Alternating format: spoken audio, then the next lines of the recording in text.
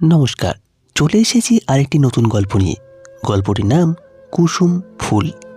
মিতুলকে ওর সব বান্ধবীরা এই বিয়ে করতে মানা করেছিল, কিন্তু নিজের মা বাবার কথা ও ফেলতে পারেনি। ওরা আর্মির মেজর সায়নের সঙ্গে মিতুলের বিয়ে ঠিক করেছিলেন। মিতুল ওর মা বাবার একমাত্র মেয়ে, সুন্দরী, সুশ্রী, লেখাপড়া জানে, নাচেও দারুণ।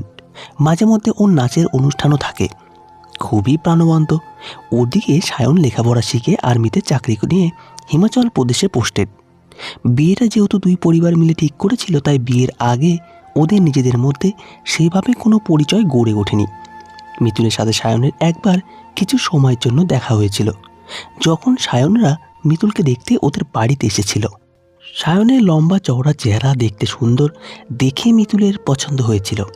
সায়ন যেহেতু আর্মিতে আছে, সেজন্য অনেকে মিতুলকে বিয়ে করতে বারণ করেছিল, কারণ সেনা কর্মীদের কখন কি হয় কেউই জানে না। তাছাড়া এই বিয়ে হলেও মিতুলকে শ্বশুরবাড়ির কাছেই থাকতে হবে। যখন সায়ন ছুটি পাবে তখন ওদের দেখা হবে। যাই হোক, সায়নের সাথে মিতুলের বিয়েটা হয়েই গেল। ফুলশয্যার রাত তখন প্রায় রাত 1টা বাজে। সায়ন মিতুলের কাছে আসে। সায়ন ওর সাথে নানা ধরনের গল্প করতে থাকে, নিজের সম্বন্ধে অনেক কথা মিতুলকে বলে। মিতুলও মন দিয়ে ওর কথা শোনে। মাঝে মাঝে সায়ন মিতুলের কি পছন্দ না পছন্দ জেনে নেয়। সায়নের কথা শুনতে শুনতে মিতুলের ঘুমে চোখ বুজে আসছে দেখে সায়ন সেটা বুঝতে পেরে ওকে বলে, রাত প্রায় শেষ হয়ে আসছে, তুমি একটু ঘুমিয়ে নাও। মিতুল চোখ বোঝে আর সায়ন ওর মাথায় হাত বোলাতে থাকে। সকালে মিতুল ঘুম থেকে উঠে দেখে সায়ন তখনও ঘুমাচ্ছে। ঘুমন্ত সায়নের মুখটা এখনও ভালো করে দেখল। ওর শান্ত শিশুসুলভ মুখ দেখে মিতুলের মায়া হয়। গতকাল রাতটা তো ওদের ফুলশয্যা রাত ছিল। বন্ধুরা তো কত কী বলেছিল, সায়ন নাকি ও সব কিছু ছিনিয়ে নেবে, নিজেকে নাকি সায়নের কাছে সমর্পণ করতে হবে। কই, সেই সব তো কিছুই হলো না। সায়ন তো গায়ে হাত পর্যন্ত দেয়নি। সব পুরুষ একরকমের হয় না। পরনের কাপড় গুছিয়ে ও বিছানা থেকে নামে। একটা নতুন লাল তাঁতের শাড়ি নিয়ে বাথরুমে ঢোকে। স্নান সেরে শাড়িটা পরে বেরিয়ে এসে দেখে সায়ন তখনও ঘুমোচ্ছে। ঘরের দরজা খুলে বাইরে বেরিয়ে দেখে আত্মস্বজন তখন রয়েছে। মিতুল সোজা রান্নাঘরে যায়। মিতুলকে রান্নাঘরে আসতে দেখে সায়নের মা অমলা দেবী হৈ হৈ করে উঠল। এ কি, তোর কাল বৌভাত হয়েছে আর আজই রান্নাঘরে? যা যা এখান থেকে। মৃদুল হেসে বলল, আপনাকে একটু সাহায্য করতে এসেছি, যদি কিছু কাজ থাকে। অমলা দেবী বললেন, শোনো মেয়ের কথা, কাজ করার অনেক সময় পাবি, আর তুই আমাকে আপনি করবি না। তোর মাকে কি তুই আপনি করে বলিস? ঠিক আছে মা, এসেছিস যখন সায়নের জন্য কফিটা তাহলে নিয়ে যা। কফি নিয়ে নিজের ঘরে ফিরতে ফিরতে মিতুল এত ভালো শাশুড়ি পাওয়ার জন্য ভগবানকে মনে মনে ধন্যবাদ জানায়। ঘরে এসে দেখে সায়ন এখনও ঘুমোচ্ছে। সায়নের গায়ে হালকা ধাক্কা দিলে ও জেগে যায়। মিতুলকে দেখে বলে, তুমি উঠে পড়েছ? হ্যাঁ, এবার তুমি উঠো, অনেক বেলা হয়ে গেল। সায়ন উঠে বসলে মিতুল কফির কাপটা এগিয়ে দেয়। সায়ন কফিতে চুমুক দিলে মিতুল ঘর থেকে বেরিয়ে যাওয়ার চেষ্টা করলে সায়ন বলে, একটু বসো মিতুল। বসলে সায়ন বলে, তোমার স্নান হয়ে গিয়েছে দেখছি। অনেকক্ষণ। তুমি তো তখন ঘুমাচ্ছিলে, এত তাড়াতাড়ি উঠলে? রাতে তো তেমন ঘুম হয়নি। ঘুমিয়েছো তো? সায়ন হেসে বলে, হ্যাঁ তা ঠিক, আমার ঘুম কেড়ে নিয়ে নিজে ঘুমালে, মানে তুমি ঘুমিয়ে গেলে আর আমি বসে থাকলাম যদি তুমি ওঠো এই আশায়। এ মা, আমি সেটা বুঝিনি, তাই তো মিস হয়ে গেল কি তোমার আদর খাওয়া। দুধ। মিতুল হাসতে হাসতে ঘর থেকে বেরিয়ে গেল। হানিমুনে যাওয়ার প্রস্তুতি শুরু হলো। হাতে সময় কম, সায়ন বেশি দিনের ছুটি পায়নি, তাই এর মাঝে বিয়ে আর হানিমুন দুটোই করে নেবার পরিকল্পনা। সায়ন এই ব্যাপারে মিতুলের মতামত নেবার সময়ও পায়নি। মিতুল ঘর থেকে বেরিয়ে যাওয়ার সময় সায়ন তাড়াতাড়ি কফি খাওয়া শেষ করে স্নান করতে ঢোকে। টাওয়ালটা সঙ্গে নিল না। সেই সুযোগে বাথরুম থেকে মিতুলকে ডাকে। মিতুল, টাওয়ালটা দেবার সময় সায়ন বলে, একটু কথা আছে, দাঁড়াও। বলো। সায়ন টাওয়েল পরে বাথরুম থেকে বেরিয়ে আসে। তারপর বলে, হানিমুনে কোথায় যাবে? মিতুল বলে, আমি জানি না। সায়ন বলল, সময় কম, বেশি দিনের জন্য যেতে পারবো না, তুমি যা ভালো বোঝো। সায়ন আর কথা বাড়ায় না। হিমাচল প্রদেশে সব সময় পাহাড় দেখে, তাই সমুদ্রে যাওয়াই ঠিক হয়। আমার কম সময় বেশি দূরেও যাওয়া যাবে না। সায়ন পুরী যাওয়ার প্ল্যান করে। পুরী সমুদ্রে লাফালাফি ছুটোছুটি করে মিতুল ক্লান্ত। জল থেকে উঠে এসে বাড়ির উপরে বসে পড়ে। সাথে সাথে সায়নও চলে আসে। চুড়িদারটা ভিজে মিতুলের শরীরে লেপটে গিয়েছে, অন্তর্বাস ভেসে উঠেছে। সায়ন বেশ উত্তেজিত হলো ওকে দেখে। মিতুলকে বলল, চলো হোটেলে ফিরে যাই। আর একটু থাকবে না? কাল আবার আসবো। মিতুল আর কিছু না বলে হোটেলে চলে আসে। ঘরে ঢুকে সায়ন মিতুলকে কোলে করে তুলে বাথরুমে নিয়ে যায়, শাওয়ারের নিচে। সায়নকে জড়িয়ে ধরে আদর করতে করতে একটা একটা করে জামাকাপড় খুলে দেয়। কাল রাতে নিজেদের বিছানায় আদো অন্ধকারে মিতুল আর সায়ন প্রথম এভাবে কাছে এসেছিল। কিন্তু আজ দিনের আলো এভাবে একে অপরকে দেখিয়ে দুজনে সব ভুলে নিজেদের যৌবনের আনন্দ পুরোপুরি ভোগ করে। পরে বিছানায় দুটো শরীর এক হয়। দুটো দিন এভাবেই কেটে গেল। তারপর দিন সায়নের অফিস থেকে জরুরি ফোন আসে। ওকে শীঘ্রই কাজে যোগ দিতে হবে। ওদের পুরীতে আরও দুদিন থাকার কথা ছিল, কিন্তু কোনো উপায় না থাকায় ওরা ওই দিনই কলকাতায় ফিরে আসে। পরের দিন সায়ন হিমাচল প্রদেশে চলে যাবে। মিতুলের ভীষণ মন খারাপ। সায়ন মিতুলকে জড়িয়ে শুয়ে আছে আর বোঝাচ্ছে যে আবার তাড়াতাড়ি আসবে। মুখে বলল সায়ন জানে ছুটি পাওয়া কত কঠিন, তবু মিতুলের মন ঠিক রাখতে ও এটা বলেছে। বিয়ের 20 দিনের মধ্যে ওদের দূরত্ব অনেকটাই বেড়ে গেল। সায়ন কাজে যোগ দিয়ে খুবই ব্যস্ত হয়ে পড়ে। নিজে থেকে ফোন না করলে ওর সাথে যোগাযোগ করা সহজ নয়। বেস ক্যাম্পে তো ওরা প্রায় থাকেই না। মিতুল তো সারাক্ষণ ফোনের দিকেই তাকিয়ে থাকে। কখন যে বেজে ওঠে। দিন যায়, সপ্তাহ যায়, হঠাৎ একদিন ফোন আসে। তাও একটা কথা বলতে না বলতেই লাইন কেটে যায়। সায়ন নিজেও খুব একটা ফোন করতে পারে না। বাড়িতে ফোন আসলে সায়নের মা বাবাও কথা বলতে চায়। সবার আগে সায়নের মা বাবাই কথা বলেন, তাই মিতুলের সুযোগ আরও কমে যায়। মিতুল একাকিত্বে ভুগতে থাকে। অবসর সময় বিয়ের আর হানিমুনের ছবি দেখে আর মনের দুঃখে চোখের জল ফেলে। প্রায় 6 মাসের পর মিতুল ভালো খবর পায় যে সায়ন কিছুদিনের জন্য আসছে।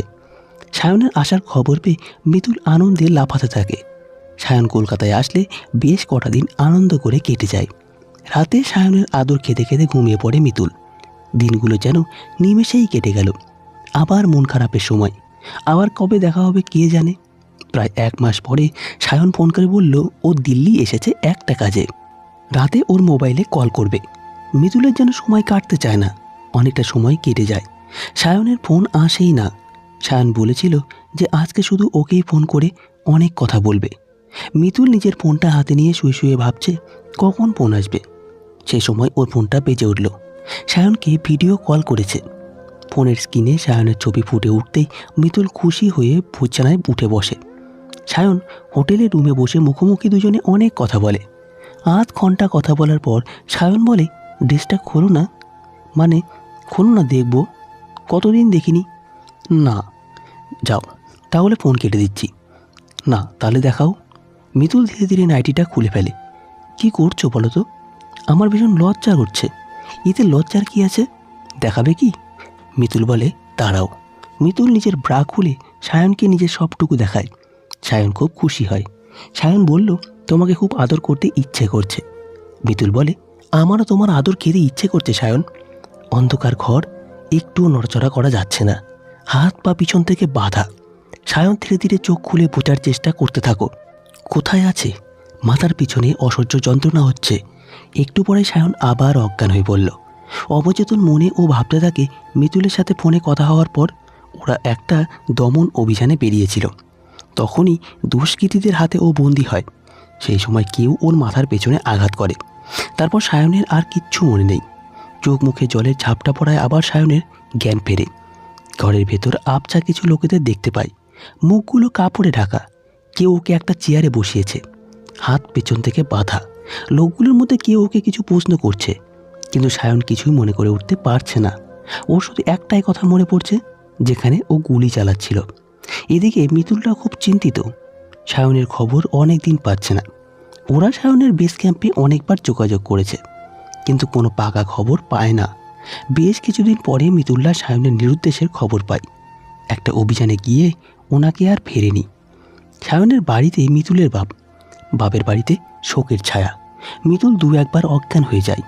ওরা ভাবছে সায়ন হয়তো আর বেঁচে নেই, কিন্তু যেহেতু সেনাবাহিনী ওর মৃতদেহ পায়নি, তাই সায়নকে মৃত বলা যাচ্ছে না। সায়নের হাত পায়ের বাঁধন খুলে দেওয়া হয়েছে। ঘরের মধ্যে ধীরে ধীরে একটু ঘোরাফেরা করে। আর্মির পোশাক আর ওর গায়ে নেই। লোকগুলো ওকে স্থানীয় পোশাক পরিয়ে দিয়েছে। মাথার ব্যথাটাও আর নেই বললেই চলে। সায়ন একদিন ঘর থেকে বেরিয়ে দেখে ও একটা গ্রামে আছে। চারিদিকে বিস্তীর্ণ সবুজ উপত্যকা, দূরে ধানক্ষেত। সায়ন ঘরের বাইরে আসা একটা বয়স্ক লোক ওকে ইশারায় ডাকে। ও কাছে যেতে বলে, বেটা ইধার আও। সায়ন বুঝতে আবার বলে, তোমার নাম কে হ্যাঁ বেটা? সায়ন কোনো উত্তর দেয় না। ঘর কিধার হে? ঘর মে কন কন হে তোমারা? সায়ন লোকটার মুখের দিকে ফ্যাল করে তাকিয়ে থাকে। কোনো প্রশ্নের উত্তর দেয় না। লোকটা হাল ছেড়ে দেয়। সায়ন উঠে পড়ে। এক পা এগোতেই মাথাটা টলে যায়। ও কুসুম বেটি, বাবু ঘর ছোড় দো। একটা 22-23 বছরের তরুণী দৌড়ে আসে। তারপর সায়নকে ধীরে ধীরে ঘরে পৌঁছে দেয়। এভাবে আরও মাসখানেক কেটে যায়। যে লোকগুলো সায়নকে বন্দি করেছিল তারা একদিন আসে, ওকে নানা কথা জিজ্ঞেস করে, কিন্তু কোনো উত্তর না পেয়ে ওকে মারধর করতে শুরু করে। ওই বুড়ো লোকটা চিৎকার করে সায়নকে না মারার জন্য অনুরোধ করতে থাকে, কিন্তু এই লোকগুলো কোনো কথা শোনে না। হঠাৎ কোথা থেকে কুসুম ছুটে এসে সায়নকে জড়িয়ে ধরে, ওকে না মারার জন্য বলতে থাকে। মার বন্ধ করে ওদের দলপতি, বলে আজ ছোড় রাহা হো, ইসকা মুখ খোলাও, নেই তো জান সে জায়গা। লোকগুলো চলে যায়। সায়ন কুসুমকে জড়িয়ে ধরে যন্ত্রণায় কাঁদতে থাকে। কুসুম বলে, বাবু সব ঠিক হয়ে যায়গা। তারপর আরও বলে, বাবু তুমকো সচমুচ কুছ ইয়াদ নেই আ রাহা হ্যায়? সায়ন মাথা নাড়ে। আরও মাসখানেক পরে কুসুমের সেবায় সায়ন অনেকটাই সুস্থ হয়ে ওঠে।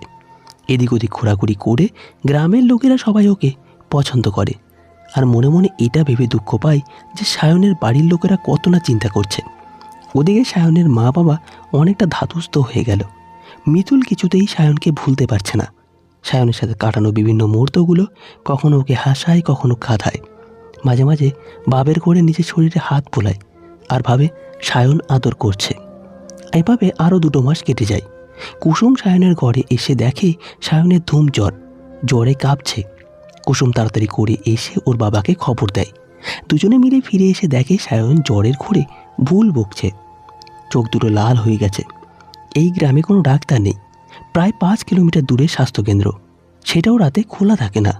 কুসুমকে ওর বাবা বলল, তুম বাবুকে দেখো, মে ঠান্ডা পানি লেকে আ রাহা হু। কুসুমের বাবা চলে গেল। কুসুম সায়নের গায়ে আরও একটা কম্বল চাপিয়ে দিল। এই সময় কুসুমের বাবা ঠান্ডা জল নিয়ে আসে। তারপর বলল, মে বাহার হু। কুসুমের বাবা চলে যেতে কুসুম সায়নের পাশে বসে ওর মাথায় হাত বুলিয়ে দিতে লাগলো। সায়ন জ্বরের ঘোরে বিড়বিড় করে অনর্গল কথা বলছিল, যা কুসুম কিছুই বুঝতে পারল না। কিছু জড়িবুটি ওষুধ সায়নকে খাওয়ালো। কুসুম কখনো সায়নের পায়ের পাতায়, কখনো হাতের তালু ঘষে ঘষে গরম করার চেষ্টা করতে থাকে। মাথায় জল ঢালতে ভোর রাতের দিকে সায়নের জ্বরটা কমে আসে। কুসুম সায়নের শান্ত মুখের দিকে তাকিয়ে আছে। কুসুম একবারের জন্য 2 চোখের পাতা এক করেনি। ধীরে ধীরে রাত শেষ হয়ে আসছে। সায়ন উঠে বসার চেষ্টা করতে পারে না। কুসুম ওকে ধরে ওঠানোর চেষ্টা করে। সায়ন অস্ফুটে বলে জল। কুসুম সায়নের জন্য জল এনে ওকে খাওয়ানোর চেষ্টা করলো। একটু জল খেয়ে সায়ন মাথা ঘুরে পড়ে যাচ্ছিল। কুসুম তাড়াতাড়ি করে ওকে জড়িয়ে ধরল। সায়ন ও কুসুমকে জড়িয়ে ধরে। জীবনে প্রথম কোনো পুরুষের স্পর্শে কুসুমের শরীর অবশ হয়ে আসে। কুসুম সায়নকে আবার শুয়ে দেয়, কিন্তু সায়ন কুসুমকে না ছেড়ে আরও গভীরভাবে জড়িয়ে ধরে। সায়ন কুসুমের গালে গলায় চুমু দিতে থাকে। কুসুমের সারা শরীরে এক অজানা শিহরণ খেলে গেল। নতুন সকালকে সাক্ষী রেখে সায়ন কুসুমের মধ্যে প্রবেশ করে। কুসুম নিষ্পাপ ভালোবাসা, ওর সব কিছু সায়নের হাতে তুলে দেয়। কুসুম আর সায়নের শাদী, দুজনের ভালোবাসার ফুল কুসুমের গর্ভে ফুটেছে। কুসুম ভেবেছিল যে ওরও বাবু হয়তো শুধু ওর শরীরটা নেবে, ওকে না। কিন্তু সায়নের প্রতি প্রবল ভালোবাসায় কুসুম ওর শরীরটা বারবার সায়নকে দিয়েছে। এরপর সায়ন যখন কুসুমকে বিয়ে করতে চায়, তখন কুসুম খুশিতে পাগল হয়ে ওঠে। বিয়ের রাতে কুসুম সায়নকে আদর করতে করতে ওদের মাঝে তৃতীয় অস্তিত্বের কথা জানায়। সায়ন খুব খুশি হয়। দিন কেটে যায়। কুসুম 9 মাসের গর্ভবতী। সায়ন ওকে কোনো কাজ করতে দেয় না। যেটুকু যা করার সায়ন করে। কুসুমকে সবসময় চোখে চোখে রাখে। একদিন হঠাৎ ওদের গ্রামে কিছু দুষ্কৃতী ঢুকে আসে। তাদের মধ্যে 2 জন সায়নদের ঘরে আশ্রয় নেয়। কুসুমের মাথায় বন্দুক টেকে ওরা সায়নদের নজরবন্দি করে। দুষ্কৃতীদের ধরতে পুরো গ্রাম আর্মি বাহিনী ঘিরে ফেলে। শুরু হয় গুলির লড়াই। আর্মির লোকেরা এক একটা ঘরে ঢুকে ঢুকে তল্লাশি করছে। কুসুমের মাথায় দুষ্কৃতীর বন্দুক রাখাটা সায়ন সহ্য করতে পারে না। সুযোগ বুঝে একটা দুষ্কৃতীকে ঘায়াল করে ওর বন্দুকটা ছিনিয়ে নেয়। অন্য দুষ্কৃতীটি কিছু বুঝে ওঠার আগে সায়ন গুলি চালায়। বাইরে তখন গুলি আর গ্রানাইডের লড়াই শুরু হয়েছে। কুসুমের বারণ না শুনে সায়ন বন্দুক নিয়ে ঝাঁপিয়ে পড়ে। গুলিবিদ্ধ হয়ে সায়ন হাসপাতালে ভর্তি। জ্ঞান ফিরতেই মিতুলের নাম ধরে চিৎকার করে ওঠে। সেনাবাহিনীর লোকেরা তাড়াতাড়ি ছুটে আসে। সায়নের সব কথা শুনে বেস ক্যাম্পে খবর পাঠানো হয়।